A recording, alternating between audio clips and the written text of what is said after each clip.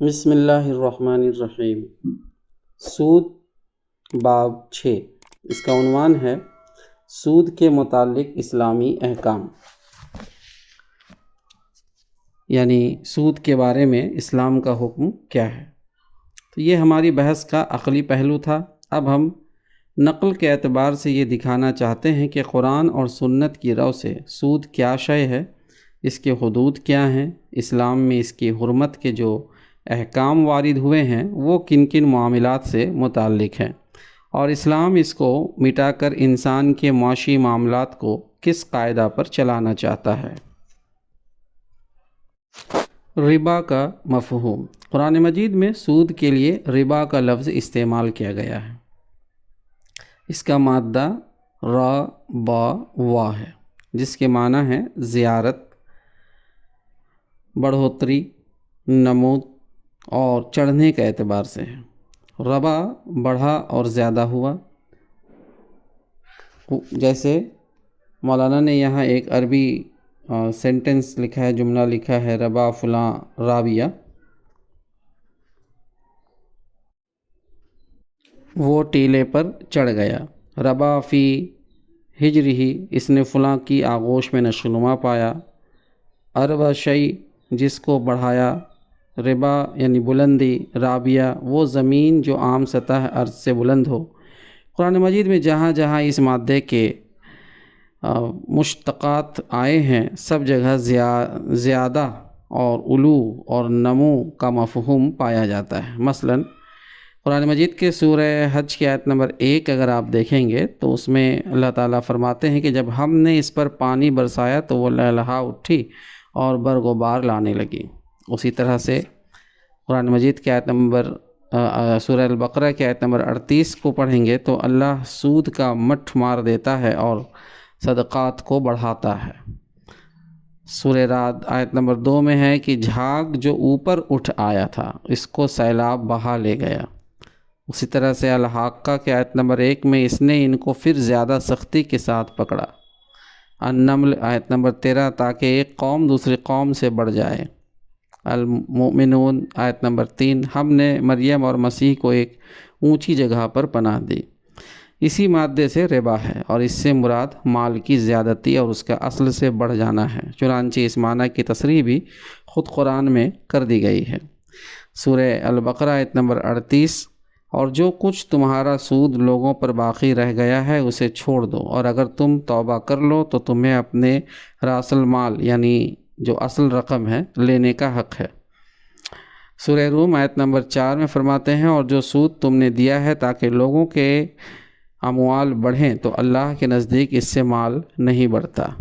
ان آیات سے صاف ظاہر ہے کہ اصل رقم پر جو زیادتی بھی ہوگی وہ ربا کہلائے گی، لیکن قرآن مجید نے مطلق ہر زیادتی کو حرام نہیں کیا ہے۔ زیادتی تجارت میں بھی ہوتی ہے۔ قرآن جس زیادتی کو حرام قرار دیتا ہے وہ ایک خاص قسم کی زیادتی ہے، اسی لیے وہ اس کو ربا کے نام سے یاد کرتا ہے۔ اہل عرب کی زبان میں اسلام سے پہلے بھی معاملہ کی اس خاص نوعیت کی اسی اصطلاحی نام سے یاد کیا جاتا تھا، مگر وہ ربا کو بیع کی طرح جائز سمجھتے تھے، جس طرح موجودہ جاہلیت میں سمجھا جاتا ہے۔ اسلام نے آ کر بتایا کہ راس المال میں جو زیادتی بیع سے ہوتی ہے یعنی خرید سے، وہ اس زیادتی سے مختلف ہے جو ربا سے ہوا کرتی ہے۔ پہلی قسم کی زیادتی حلال ہے اور دوسری قسم کی زیادتی حرام۔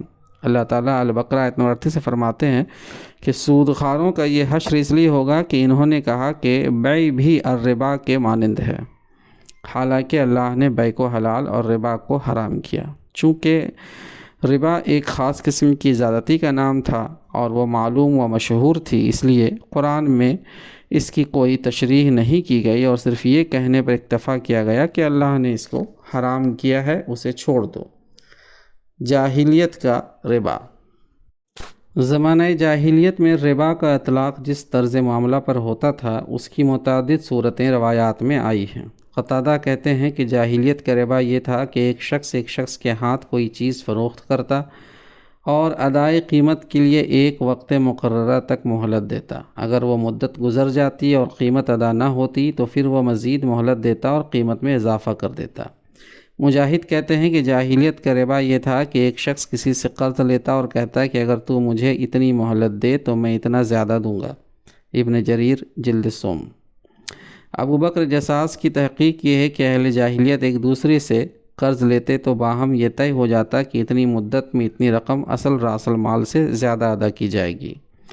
امام راضی کی تحقیق میں اہل جاہلیت کا یہ دستور تھا کہ وہ ایک شخص کو ایک معین مدت کے لیے روپیہ دیتے اور اس سے ماہ بماہ ایک مقررہ رقم سود کے طور پر وصول کرتے رہتے۔ جب وہ مدت ختم ہو جاتی تو مدیون سے راس المال کا مطالبہ کیا جاتا۔ اگر وہ ادا نہ کر سکتا تو پھر ایک مزید مدت کے لیے مہلت دی جاتی اور سود میں اضافہ کر دیا جاتا۔ تفسیر کبیر۔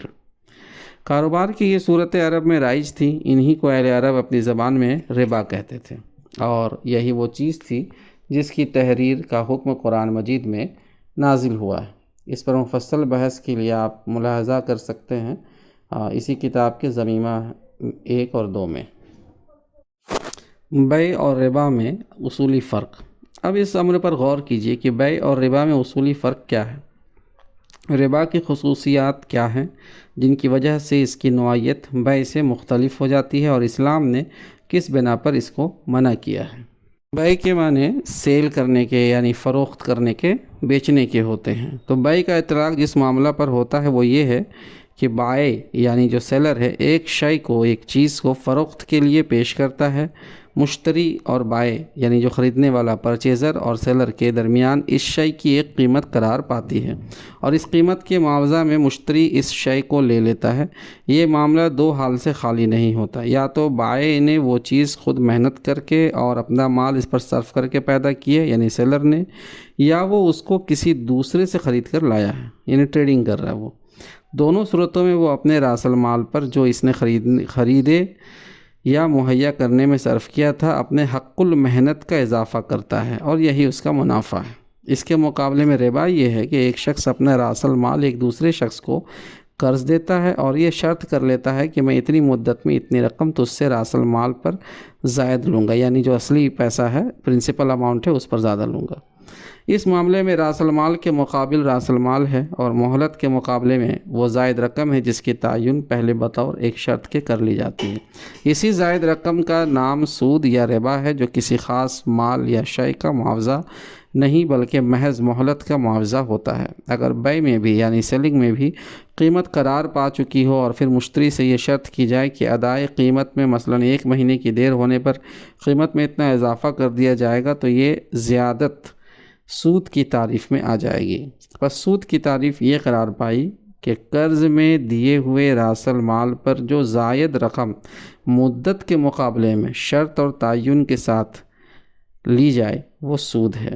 راس المال پر اضافہ کی تعین مدت کے لحاظ سے کیا جانا، اور تیسرا معاملہ میں اس کا مشروط ہونا، یہ 3 اجزائیں ترکیبی ہیں جن سے سود بنتا ہے، اور ہر وہ معاملہ قرض جس میں یہ تینوں اجزاء پائے جاتے ہوں ایک سودی معاملہ ہے، قطع نظر اس سے کہ قرض کسی بارآور کام میں لگانے کے لیے لیا گیا ہو یا کوئی شخصی ضرورت پوری کرنے کے لیے، اور اس قرض کا لینے والا آدمی غریب ہو یا امیر۔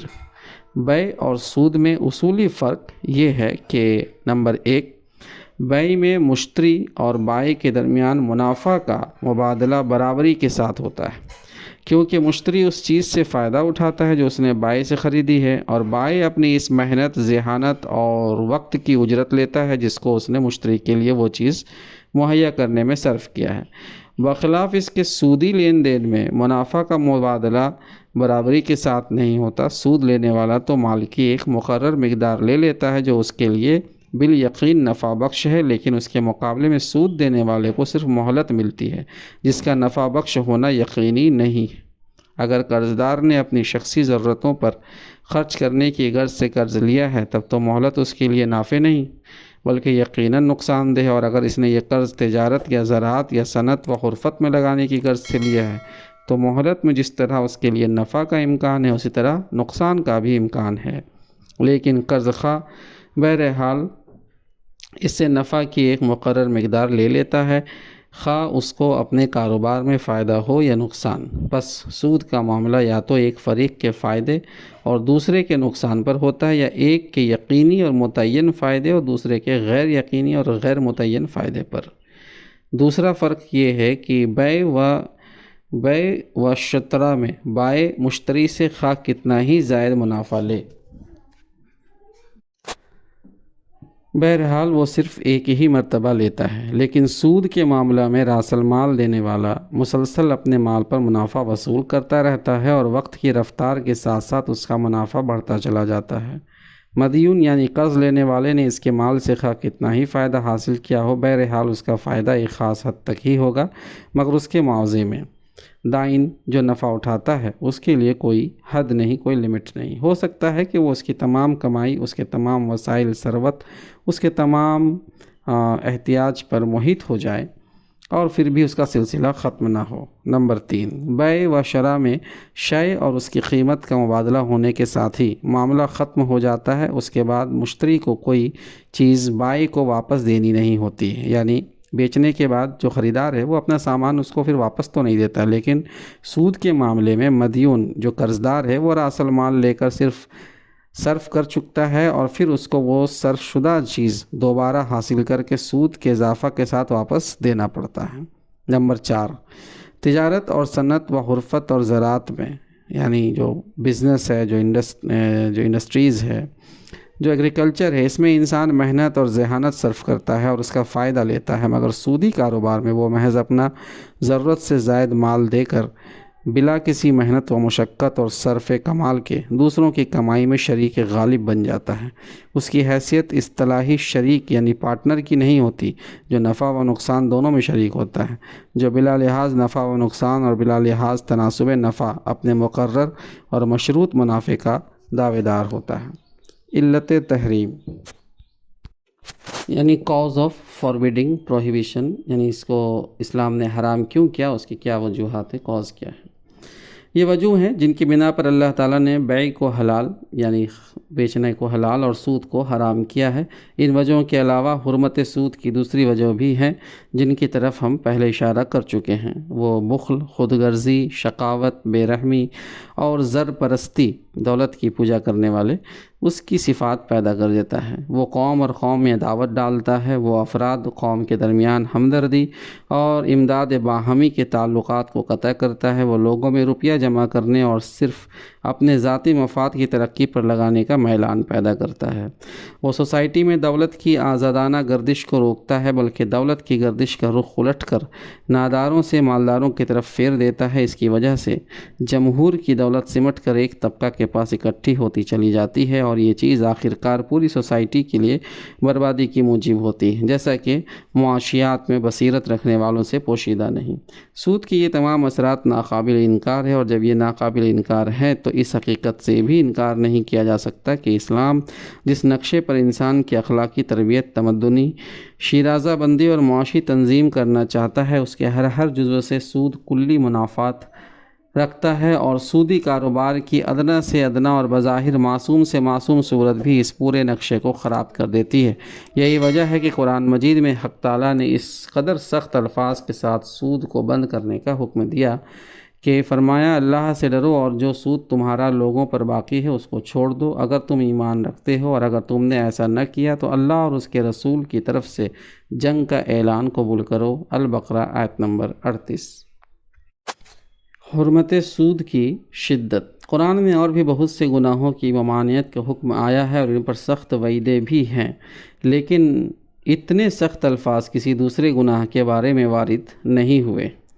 ایک حدیث میں ہے کہ سود کا گناہ اپنی ماں کے ساتھ زنا کرنے سے 70 درجہ زیادہ ہے، ابن ماجہ۔ اسی بنا پر نبی صلی اللہ علیہ وسلم نے اسلامی قلم رو میں سود کو روکنے کے لیے سخت کوشش فرمائی۔ آپ صلی اللہ علیہ وسلم نے نجران کی عیسائیوں سے جو معاہدہ کیا، اس میں صاف طور پر لکھ دیا کہ اگر تم سودی کاروبار کرو گے تو معاہدہ کا کل عدم ہو جائے گا اور ہم کو تم سے جنگ کرنی پڑے گی۔ بنو مغیرہ کے سود خوار عرب میں مشہور تھے۔ فتح مکہ کے بعد حضور صلی اللہ علیہ وسلم نے ان کی تمام سودی رقمیں باطل کر دیں اور اپنے عامل مکہ کو لکھا کہ اگر وہ باز نہ آئیں تو ان سے جنگ کرو۔ خود حضور صلی اللہ علیہ وسلم کے چچا حضرت عباس ایک بڑے مہاجن تھے۔ حجۃ الوداع میں آپ نے اعلان فرمایا کہ جاہلیت کے تمام سود ساقط کیے جاتے ہیں اور سب سے پہلے میں خود اپنے چچا عباس کا سود ساقط کرتا ہوں۔ آپ صلی اللہ علیہ وسلم نے یہاں تک فرما دیا کہ سود لینے والے اور دینے والے اور اس کی دستاویز کے کاتب اور اس پر گواہی دینے والے سب پر اللہ کی لعنت۔ ان تمام احکام کا منشا یہ نہ تھا کہ محض سود کی ایک خاص قسم یعنی یوسری یعنی مہاجنی سود کو بند کیا جائے اور اس کے سوا تمام اقسام کے سودوں کا دروازہ کھلا رہے، بلکہ ان سے اصل مقصد سرمایہ دارانہ اخلاق، سرمایہ دارانہ ذہنیت، سرمایہ دارانہ نظام تمدن اور سرمایہ دارانہ نظم معیشت کا کلی استحصال کر کے وہ نظام قائم کرنا تھا جس میں بخل کے بجائے فیاضی ہو، خود غرضی کے بجائے ہمدردی ہو اور امداد باہمی ہو، سود کے بجائے زکوٰۃ ہو، بینک کی جگہ قومی بیت المال ہو اور وہ حالات ہی سرے سے پیش نہ آئے جن سے مقابلہ کرنے کے لیے نظام سرمایہ داری میں کوآپریٹو سوسائٹیوں اور انشورنس کمپنیوں اور پروویڈنٹ فنڈز وغیرہ کی ضرورت پیش آتی ہے، اور آخرکار اشتراکیت کا غیر فطری پروگرام اختیار کرنا پڑتا ہے۔ اب یہ ہماری اپنی حماقت ہے، کمزوری ہے، بدقسمتی ہے کہ اسلام کا یہ اخلاقی، تمدنی اور معاشی نظام بالکل درہم برہم ہو گیا۔ سرمایہ داری ہم پر مسلط ہو گئی، زکوٰۃ کی تحصیل اور صحیح مصارف میں اس کو صرف کرنے کے لیے کوئی ادارہ ہم نے باقی نہ رہا۔ ہمارے مالدار خود غرض اور نفس پرست ہو گئے، ہمارے ناداروں کے لیے کوئی سہارا نہ رہا۔ ہم نے اسلامی اخلاق کو کھو دیا اور اس کی حدود کو ایک ایک کر کے توڑ ڈالا۔ شراب اور جوئے اور زناکاری میں ہم مبتلا ہوئے، عیش پسندی اور اسراف کی بدترین صفات ہم میں پیدا ہو گئی، فضول خرچی کے جملہ لوازم کو ہم نے اپنی ضروریات زندگی میں داخل کر لیا۔ سودی قرض کے بغیر ہمارے لیے شادیاں کرنا، موٹریں خریدنا، بنگلے بنوانا، تزئین و آرائش اور عیش و عشرت کے سامان فراہم کرنا محال ہو گیا۔ پھر امداد باہمی یعنی کہ کوآپریٹو سوسائٹی کی اسپرٹ اور عملی تنظیم ہم میں سے یکسر مفقود ہو گئی، ختم ہو گئی، اور اس کا نتیجہ یہ ہوا کہ ہمارے معاشی حالات متزلزل ہو گئے۔ ہم میں کہ ہر شخص کی زندگی کلیتاً اپنے ہی معاشی وسائل پر منحصر ہو گئی اور وہ مجبور ہو گیا کہ اپنے مستقبل کی حفاظت کے لیے اسلام کے اصولوں کو چھوڑ کر سرمایہ داری کے اصولوں کی پیروی کرے۔ بینک میں روپیہ جمع کرائے، انشورنس کمپنی میں بیمہ کرائے، کوآپریٹو سوسائٹی کا کارکن بنے اور بوقت ضرورت سرمایہ داروں سے سود پر قرض لے کر اپنی حاجت رفع کرے۔ بلا شبہ آج یہ سب کچھ ہمارے لیے ناگزیر ہو گیا ہے، مگر کیا ان حالات کو پیدا کرنے کی ذمہ داری اسلام پر ہے؟ اگر نہیں ہے، اور یقیناً نہیں ہے، اور ہم ان حالات میں صرف اس وجہ سے مبتلا ہوئے ہیں کہ جس معاشی نظام کی تعلیم اسلام نے ہم کو دی تھی اس کے ارکان میں سے ایک ایک کو ہم نے منہدم کر ڈالا ہے، تو کیا یہ جائز ہوگا کہ اسلامی قانون کی خلاف ورزی کر کے جن معاشی مشکلات کو ہم نے خود اپنے لیے پیدا کیا ہے ان کا حل ہم اسلام ہی کے ایک اور قانون کے خلاف ورزیوں میں تلاش کریں اور پھر اسلام ہی سے مطالبہ کریں کہ وہ اس خلاف ورزی قانون کی ہم کو اجازت دے دے؟ آخر ہم کو کس نے زکوٰۃ کی تنظیم سے روکا ہے؟ امداد باہمی کی اسلامی تعلیم پر عامل ہونے سے کون ہم کو باز رکھتا ہے؟ اسلام کے قانون وراثت پر عمل کرنے میں کون سد راہ ہے؟ سادگی، پرہیزگاری اور کفایت شعاری کی زندگی بسر کرنے میں کون سا امر مانے ہیں؟ کون ہم کو مجبور کر رہا ہے کہ اپنی چادر سے زیادہ پاؤں پھیلائیں اور مغربی تہذیب کے مصرفانہ لوازم کو اپنی ضروریات زندگی میں داخل کر لیں؟ کس نے ہم کو پابند کیا ہے کہ کسب معاش کے جائز ذرائع اختیار کرنے کے بجائے سرمایہ دار بننے کی ہوس میں حرام خوری کے طریقے اختیار کریں؟ کس نے ہمارے مالداروں کا ہاتھ پکڑ کر ان کو اپنے رشتہ داروں، ہمسایوں، دوستوں اور اپنی قوم کی بیواؤں، یتیموں، معذوروں اور محتاجوں کی مدد کرنے سے روکا اور یورپ اور امریکہ اور جاپان کے کارخانہ داروں کی طرف اپنی دولت پھینکنے پر مجبور کیا ہے؟ کس نے ہمارے متوسط یعنی میڈیم اور قلیل المعاش لوگوں پر جبر کیا ہے کہ اپنی شادی اور غمی کی رسموں میں اپنی حد سے بڑھ کر خرچ کرے، امیروں کی ریس کرنے میں اپنے معاشی وسائل سے بڑھ کر شان اور ٹھاٹ جائیں اور اپنی فضول خرچیوں کے لیے سودی قرض لیں؟ یہ سب افعال جو ہم اپنے اختیار سے کر رہے ہیں اسلام کی نگاہ میں جرائم ہیں۔ اگر آج ہم ان جرائم سے باز آ جائیں اور اسلام کے معاشی نظام کو پھر سے قائم کر لیں تو ہماری وہ تمام معاشی مشکلات دور ہو سکتی ہیں جو ہم کو ایک دوسرے جرم یعنی سود کھانے اور کھلانے کے جرم پر مجبور کر رہی ہیں۔ مگر جب ہم ان جرائم سے باز نہیں آتے تو اس جرم کو بھی جرم سمجھ ہی کر کیوں نہ کریں جو ان جرائم کے نتیجے کے طور پر پیدا ہوا ہے۔ جس شخص نے خود پاک اور طیب غذاؤں کو چھوڑ کر اپنے آپ کو ایسے مقام پر پہنچایا ہے جہاں ناپاک چیزوں کے سوا کچھ کھانے کو نہیں ملتا، وہ پیٹ بھر کر نجاست کھائے اور کھلائے، مگر وہ اس نجاست کو پاک اور طیب قرار دینے پر کیوں اصرار کرتا ہے؟ بس جیسا کہ ہم ابتدا میں لکھ آئے ہیں کہ سود لینے یا نہ لینے کی بحث تو ایک بات کی بحث ہے۔ سب سے پہلے تو آپ کو یہ طے کرنا چاہیے کہ اسلام کے معاشی نظام کی پیروی کرنی ہے یا سرمایہ داری نظام کی۔ اگر آپ پہلی صورت کو اختیار کرتے ہیں تو اس میں سودی لین دین کی نہ ضرورت ہے نہ گنجائش، کیونکہ اسلامی معیشت کا تمام کاروبار ان ادارات کے بغیر چلتا ہے جو سودی لین دین کرنے والے ہیں، اور یہ نظام ان لوگوں کو مجرم سمجھتا ہے جو سودی کاروبار کر کے اس کے نظم کو بگاڑنے کی کوشش کرتے ہیں۔ برعکس اس کے اگر آپ دوسری صورت اختیار کرنا چاہتے ہیں تو آپ کا سرمایہ دارانہ نظم معیشت کو اختیار کرنا بحیثیت مجموعی اسلام کے خلاف ایک بغاوت ہے، اور اس بغاوت کی حالت میں آپ کو اسلام کے معاشی قوانین میں سے وہ تمام قوانین توڑنے پڑیں گے جو اصول سرمایہ داری کے خلاف ہیں۔ اب آپ کی یہ خواہش ہے کہ آپ قوانین اسلام کی خلاف ورزی بھی کریں، نظام سرمایہ داری کی پیروی بھی کریں اور اسلام کی نظر میں گنہگار بھی نہ ہوں۔ در حقیقت یہ معنی رکھتی ہے کہ اسلام کی پیروی چھوڑ کر آپ خود اسلام کو اپنا پیرو بنانا چاہتے ہیں، اور آپ کی خواہش یہ ہے کہ وہ محض آپ کو اپنے دائرہ میں رکھنے کی خاطر اپنے اصول بدل کر سرمایہ دارانہ نظم معیشت کے اصول اختیار کرے۔ تو سامعین، یہ تھے سود کے چیپٹر 6 کا مطالعہ۔ امید کرتا ہوں کہ آپ کو یہ پسند آیا ہو۔ ہماری جو خامی ہے وہ ہمیں کمنٹ پر لکھ کر بتائیں، ہم انشاءاللہ اسے دور کرنے کی کوشش کریں گے۔ اور اگر ابھی تک آپ نے اس چینل کو سبسکرائب نہیں کیا ہے تو مہربانی کر کے اس کو سبسکرائب کر لیں، دوسروں کو بھی شیئر کریں تاکہ وہ بھی اس سے فائدہ اٹھا سکیں، اور آپ کے لیے بھی وہ باعث نیکی بنے، ہمارے لیے بھی باعث نیکی بنے۔ جزاک اللہ خیر۔